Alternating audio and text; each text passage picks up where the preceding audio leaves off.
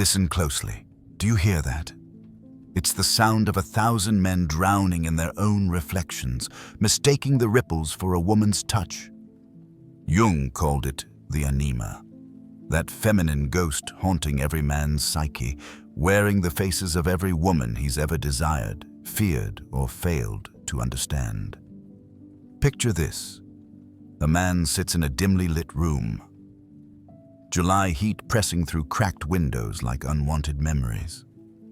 The air tastes of burnt coffee and regret. On his desk, a photograph, not of the woman who left, but of who he imagined her to be.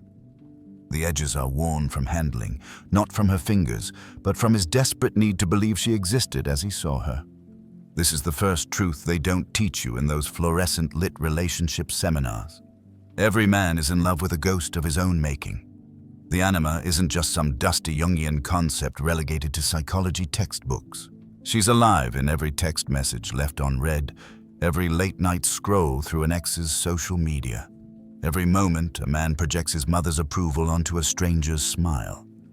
She's the siren song composed not by women, but by the unexamined chambers of masculine longing. I once knew a philosopher, let's call him Marcus, who spent 17 years pursuing what he called the perfect woman. She had to be intelligent but not intimidating, beautiful but not vain, independent but always available. He found her, or so he thought, in a librarian who quoted Nietzsche and smelled like vanilla and old paper. For 3 months, he lived in ecstasy. Then she laughed at the wrong moment during his favorite film, and the spell shattered like cathedral glass. You see, Marcus wasn't chasing a woman. He was chasing his own projected divinity, dressed in a sundress and red lipstick. The ancient Greeks had a word for this: phantasma, the appearance of a thing that isn't really there. Modern neuroscience dressed it up in fancier clothes. A 2024 study from the University of Zurich found that men in the throes of romantic obsession showed brain patterns identical to those experiencing religious visions. The same neural fireworks, the same dopamine flooding, the same inevitable crash when reality intrudes. But here's where it gets deliciously dark. The anima doesn't just deceive. She devours. Every man who's ever said she changed or she wasn't who I thought she was is confessing to a crime he doesn't realize he's committed. The murder of a real woman's complexity in favor of his psychological projection. He strangles her authentic self with the silk scarves of his expectations, then mourns when only a corpse remains. Remember Orpheus, that fool with the lyre who couldn't follow one simple instruction? The myth says he looked back at Eurydice and lost her forever. But what if the real tragedy was that he never saw Eurydice at all?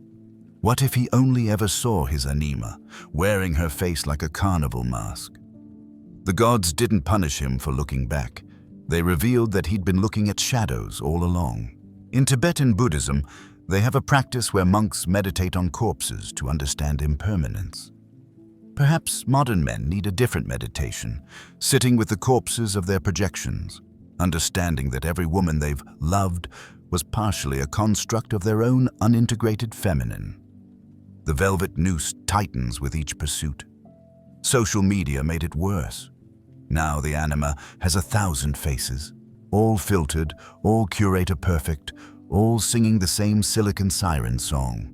Men scroll through infinite possibilities, each image a new face for their internal ghost to wear. A 2025 Harvard study revealed that men who spend more than 3 hours daily on dating apps show decreased activity in brain regions associated with recognizing individual faces. They're literally losing the ability to see women as distinct beings. Here's something they won't tell you in those pickup artist forums.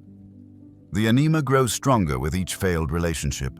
Every woman who betrayed you by being human, by having morning breath or political opinions or the audacity to exist beyond your fantasy, she doesn't weaken the projection.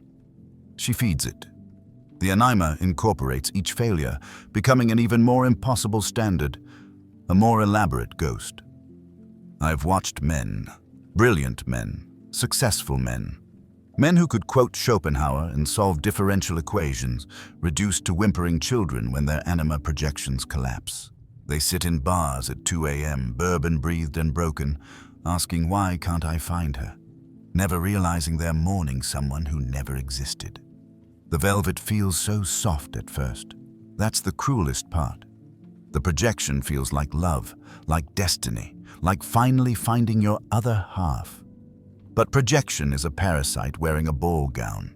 It feeds on both parties, the man lost in his fantasy, the woman suffocated by expectations she never agreed to meet. So here's my question for you, dear listener. As you sit in your own July heat, perhaps scrolling through photos of someone you claim to love, can you describe her without using a single word about how she makes you feel? If not, you're not in love with her. You're in love with your own reflection, dressed in her clothes.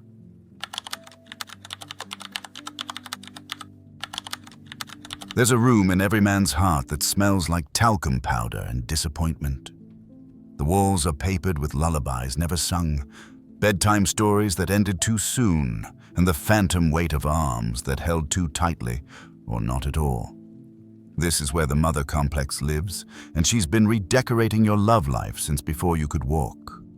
Jung knew. God, how he knew. Behind every failed romance lurks the specter of the first woman who ever broke your heart. And she did it before you even knew you had one to break. Picture a man, let's call him David, 34 years old, successful architect, collects vintage watches and quotes Kierkegaard at dinner parties. Last week he ended another relationship, the 7th in 3 years. She was too needy, he says, swirling whiskey like it might reveal prophecies. But watch him closer.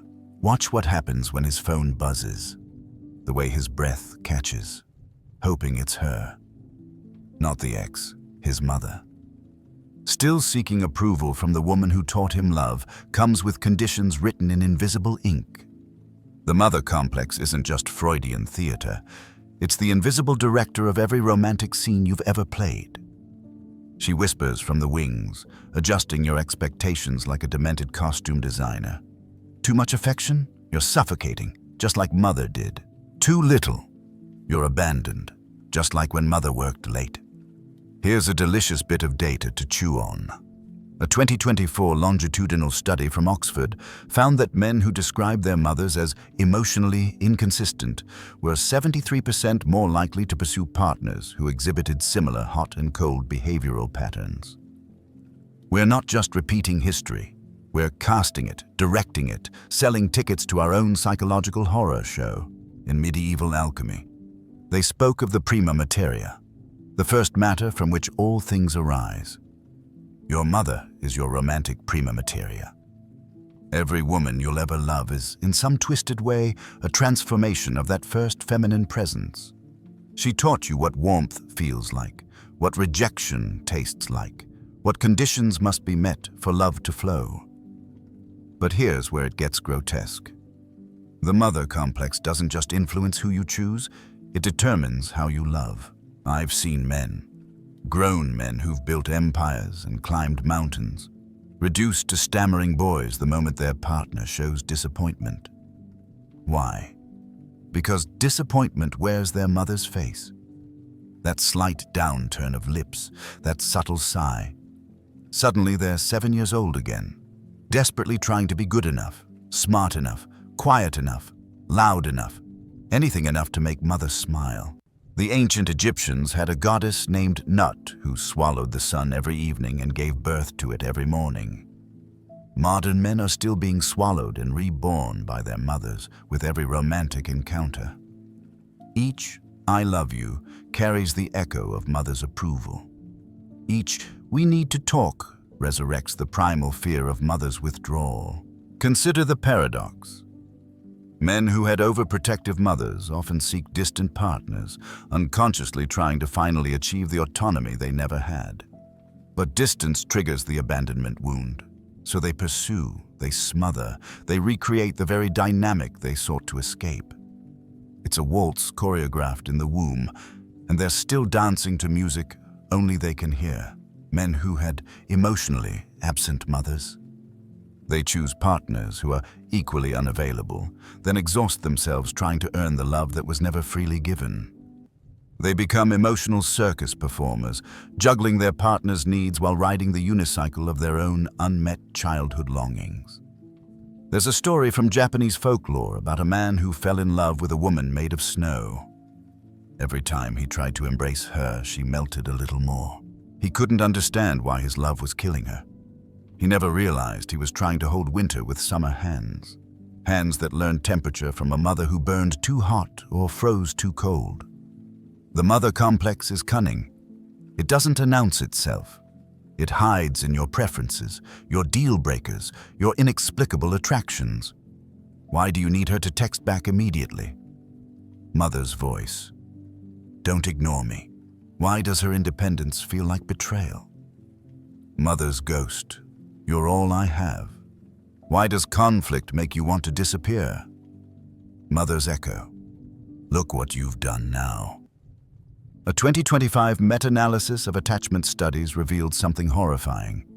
The neural pathways formed in the first 3 years of life, the ones that map how love feels, how safety tastes, how abandonment sounds. These pathways are used wholesale in adult romantic relationships. You're not just dating with your mother's influence. You're dating with your mother's nervous system. The velvet prison of the mother complex is that it feels like home. That's why men return to the same types, the same dynamics, the same exquisite suffering. It's familiar. And humans, those broken creatures, mistake familiar for safe, even when familiar means slowly drowning in patterns laid down before they could speak. But here's the truly monstrous part. Your partners can feel it. Women know when they're competing with a ghost. They sense when your "I love you" is actually "I love what you represent." They feel the mother's shadow falling across the bed, across the dinner table, across every attempt at genuine intimacy. They're not just dating you. They're dating you and the invisible woman who got there first. So, let me ask you something. And I want you to sit with this like a meditation on your own beautiful damage. When she disappoints you, your partner, your crush, the woman who didn't text back, whose disappointment are you really feeling? And in that moment of hurt, how old are you really? The answer might be younger than you think.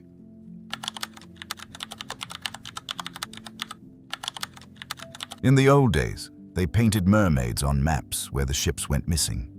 Now we carry the maps in our pockets, and the mermaids paint themselves. Let me tell you about the new marketplace. It's 3 a.m. somewhere, always, and a man is mortgaging his dignity for a crumb of feminine attention. The exchange rate is brutal.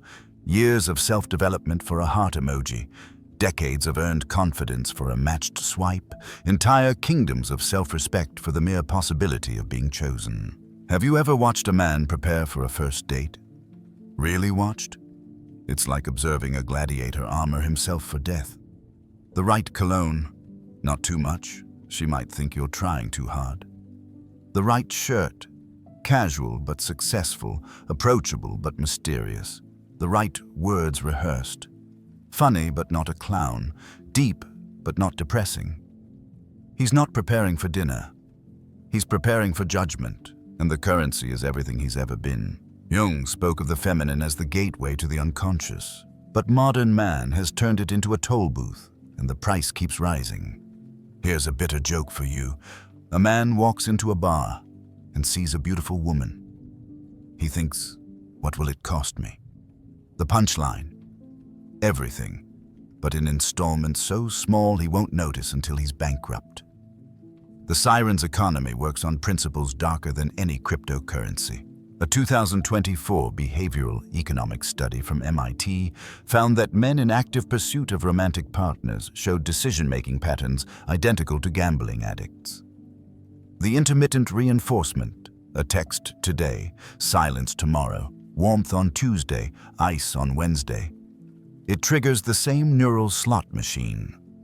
Pull the lever. Maybe this time, maybe this time, maybe this time.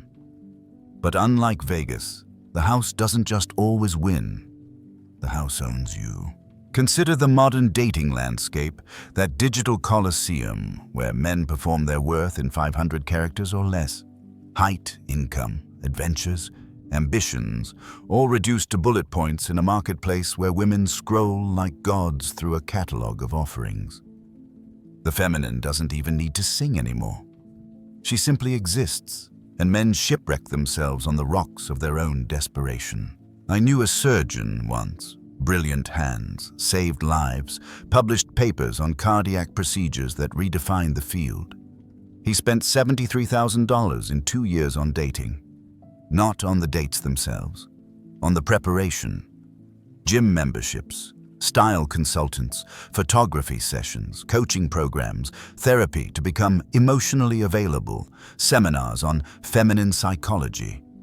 He calculated it once, drunk and weeping, $73,000 to become worthy of love. He's still single. The siren's economy runs on scarcity, not real scarcity. There are billions of women in the world. Perceived scarcity. The mythology that somewhere out there is the one, and if you're not good enough, rich enough, evolved enough, you'll miss her. So men liquidate. They liquidate their authenticity, their boundaries, their brotherhood, their solitude, all sacrificed on the altar of potential feminine approval. Here's what Schopenhauer understood that modern men don't. The will to life uses sexual attraction as its puppet strings. You think you're choosing, you think you're pursuing, but you're just biology's banker, spending resources you don't have on futures that will never mature. The exchange rates are posted everywhere, if you know how to read them. Your opinion for her comfort, your time for her attention, your backbone for her approval, your friends for her preference, your dreams for her security, your silence for her peace. And the cruelest part? The siren's economy inflates faster than any central bank's nightmare. What bought a relationship in your father's generation won't buy a second date in yours. The modern man must be successful but not workaholic, sensitive but not weak, feminist but still traditionally masculine, adventurous but stable, spontaneous but reliable, independent but devoted. It's like being asked to be water and fire simultaneously, then being blamed when physics won't cooperate. A 2025 study on romantic market dynamics, even the language reveals the horror, found that the average man swipes right on 46% of profiles, while women swipe right on only 4%. The economists called it asymmetric market conditions. The ancients would have called it what it is, a blood sacrifice where only one side bleeds. But here's the twist that would make Jung himself laugh into his wine. The sirens are drowning too. They're trapped in their half of the economy, overwhelmed by offerings they never asked for, exhausted by performances they never auditioned. The feminine power that men prostrate themselves before? It's as much a prison as a throne. The siren's economy has no winners. Only participants convinced they're one transaction away from happiness. In Norse mythology, Odin hung himself from the world tree for 9 days to gain wisdom.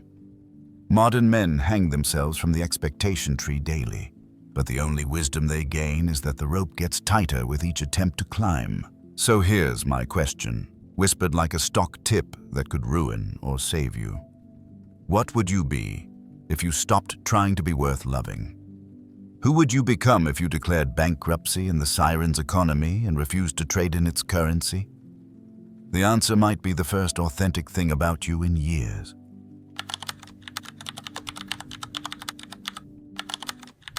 They used to burn women who knew too much. Now, men burn themselves approaching women who know anything at all. Listen, do you hear that crackling? It's not firewood. It's the sound of male egos combusting in the presence of feminine wisdom they can't control, can't categorize, can't conquer. The witch trials never ended. They just moved inward. Now men try their own souls for the crime of feeling inferior to the feminine mysteries. I'll tell you a secret that would have gotten us both killed in Salem. The witches were right about everything. They knew that power flows in cycles, not straight lines. They understood that darkness holds as much medicine as light. They grasped that the body carries more wisdom than any book, that intuition runs deeper than logic, that there are ways of knowing that make masculine rationality look like a child's crayon drawing of the universe. And men, we've been terrified ever since. Here's a modern spell for you. A woman looks at a man and says, "I don't think you're being honest with yourself." Watch him unravel. Watch him rage. Watch him do anything but consider she might be right. That's not communication. That's witchcraft of the highest order, the kind that reveals truths we've spent lifetimes avoiding. Jung called it the mana personality of the feminine, that uncanny ability to see through veils men don't even know they're wearing. But he was being polite. What he meant was, women carry a kind of knowing that makes masculine knowledge look like a flashlight in an ocean of dark matter. A 2024 neurocognitive study from Berkeley found something delicious. Women's brains show significantly more cross-hemisphere communication during intuitive processing. They're literally thinking in stereo while men are stuck in mono, convinced their single channel is the whole symphony. But here's where it gets exquisitely uncomfortable. The modern man's greatest fear isn't that women are wrong. It's that they're right. Right about his pretenses, right about his fears, right about the little boy wearing a businessman's suit, right about the ways he performs strength to avoid feeling weak. I once watched a conference room full of executives, masters of industry, conquerors of markets, reduced to stammering schoolboys when the sole woman present said quietly, "I don't think any of you actually believe what you're proposing." She didn't raise her voice. She didn't need to. Witchcraft doesn't require volume. The wisdom of witches operates on frequencies men pretend don't exist. Call it intuition, call it emotional intelligence, call it whatever helps you sleep. But know this: every woman you've ever been intimidated by carries the ancestral memory of 10,000 grandmothers who could read the weather in their bones, heal with herbs men called weeds, and see through bullshit like it was glass. Here's what they don't teach in those masculine self-help seminars. The fear of feminine wisdom is what drives half of male achievement. We build towers of logic to avoid the valleys of feeling. We create systems and hierarchies and rules, not because they're true, but because they're controllable.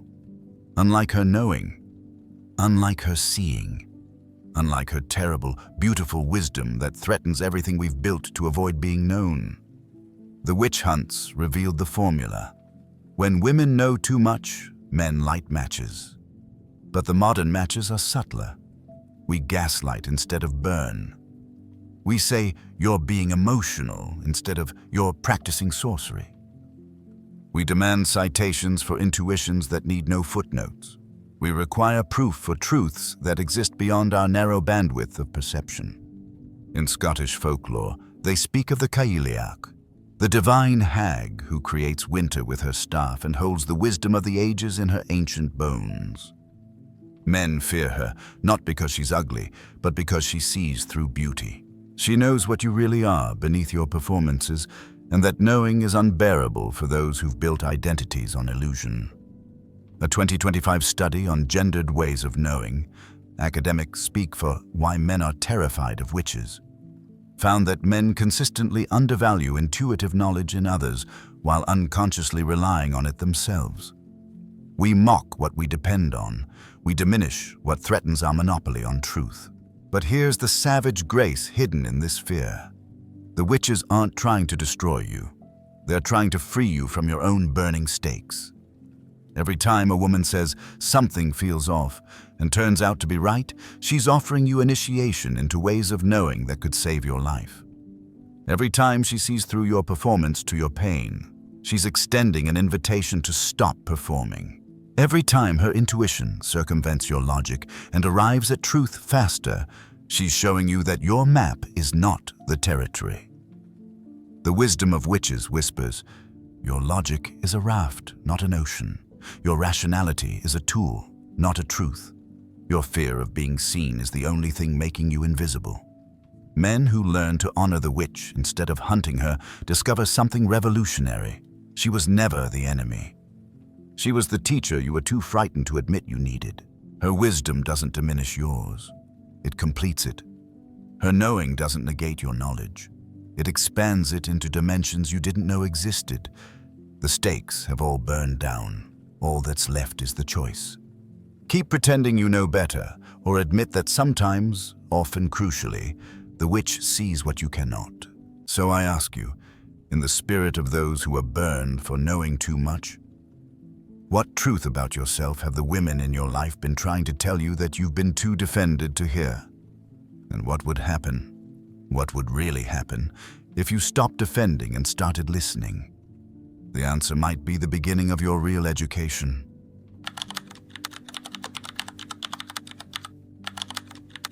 Here at the end of all things, where the projections have crumbled and the performances have exhausted themselves, sits a man alone with his evening bourbon. The ice cracks like small bones breaking. Outside, July continues its humid insistence that life goes on. Inside, something magnificent and terrible is happening. He's becoming real. The hermit doesn't withdraw because he hates women. He withdraws because he finally understands what Jung meant when he wrote, "The most terrifying thing is to accept oneself completely." And you cannot accept yourself while you're busy auditioning for acceptance from others. Let me paint you a portrait of liberation that looks like defeat. A 47-year-old man deletes his dating apps at 2:17 a.m. on a Tuesday, not in anger, not in despair, but with the same quiet certainty with which monks take vows. He's not giving up on women. He's giving up on the man he pretended to be for them. This is the secret they won't sell you in any course on masculine empowerment. Sometimes the most powerful thing a man can do is stop trying to be powerful. The liberation of the hermit begins with a terrible recognition. Every dance you've danced, every mask you've worn, every currency you've traded in the siren's economy, it was all an elaborate way to avoid meeting yourself. The feminine became your favorite excuse for self-abandonment. I had to change for her. She needed me to be different. Women want men who... No, you wanted to be anyone but yourself, and women were convenient co-conspirators in your disappearing act. Kierkegaard knew this sickness. He called it the despair of wanting to be someone else, the quiet hell of refusing your own existence. But here's what even Kierkegaard might have missed. Modern man doesn't just want to be someone else. He wants to be whoever she wants him to be. He's outsourced his identity to feminine approval, then wonders why he feels hollow. A 2025 longitudinal study on male solitude and self-actualization found something the researchers didn't expect. Men with periods of deliberate romantic abstinence showed increased creativity, improved decision-making, and, here's the kicker, deeper capacity for genuine intimacy when they eventually chose the partnership. The hermit phase wasn't running from connection. It was preparing for it by first connecting to himself. The monks of Mount Athos have a saying, "The desert fathers went to the wilderness not to escape humanity, but to find it." The modern hermit goes into solitude not to escape women, but to find the man he buried under his desperate need for them. Watch what happens when a man stops chasing. His breathing changes, his shoulders drop, his voice finds its natural register instead of the practiced tones of seduction. He reads books he actually wants to read, not the ones that make him seem interesting. He exercises for the joy of movement, not the promise of attraction. He discovers, often for the first time since boyhood, what it feels like to exist without performing. The liberation is brutal in its simplicity. You can't lose what you're not trying to win. In ancient China, they spoke of Wu Wei, acting without forcing, being without striving. The liberated hermit embodies a paradox that would break the siren's economy. He becomes more attractive by stopping all attempts at attraction. Not as a strategy. Strategies are just performances with planning, but as a consequence of finally, blessedly, giving zero fucks about being chosen. Here's a delicious irony for your collection. Women can sense a hermit. Not the bitter exile who hates what he can't have, but the true hermit who's tasted his own company and found it sufficient. They sense him the way animals sense water in the desert. Something essential, something that doesn't need them to exist, And that's when the real magic happens. When a man who's learned to be alone chooses to be with someone, it's not from poverty, but from abundance. He's not trying to fill a void or heal a wound or find his missing half. He's whole, offering to share his wholeness with another whole being. No projections, no performances, no transactions. Just two complete universes choosing to orbit each other for a while. The hermit's liberation reveals the ultimate joke. Everything you destroyed yourself trying to become worthy of was already yours. The love you auditioned for was always available. The acceptance you purchased at such terrible cost was free. You just had to stop long enough to receive it from yourself first. But here's the price of this liberation. And there's always a price. You have to die. The false self, the performing self, the self that exists only in relation to feminine validation, it has to burn. And unlike the witch's pyre, you have to light this fire yourself. A man I knew, a poet who'd spent 30 years writing love songs to women who left him, burned all his notebooks one winter solstice. 3 decades of yearning, up in smoke. When asked why, he said, "I realized I'd never written a single poem to myself." The next morning, he started writing again. Different poems, true poems. Poems that didn't need anyone else to complete them. The liberation of the hermit doesn't mean permanent solitude. It means chosen solitude, sacred solitude. Solitude that teaches you the difference between loneliness and aloneness. Loneliness is the absence of others. Aloneness is the presence of self. And until you can bear the magnificent weight of your own presence, you'll use others as crutches, calling it love. Jung said individuation, becoming who you really are, requires separating from the collective before you can genuinely rejoin it. The hermit separates from the mythology of romantic completion to discover he was always complete. Only then can he love without devouring, touch without grasping, commit without disappearing. So here, at the end of our dark meditation, I leave you with the most dangerous question of all. What would you discover about yourself if you spent the next year without trying to attract, impress, or be chosen by anyone? Who would you become if you stopped all performances and let the silence teach you who you've always been? That man, the one you'd find in that silence. He's the only one worthy of the love you've been desperately seeking, and he's been waiting for you to stop chasing mirages long enough to finally come home.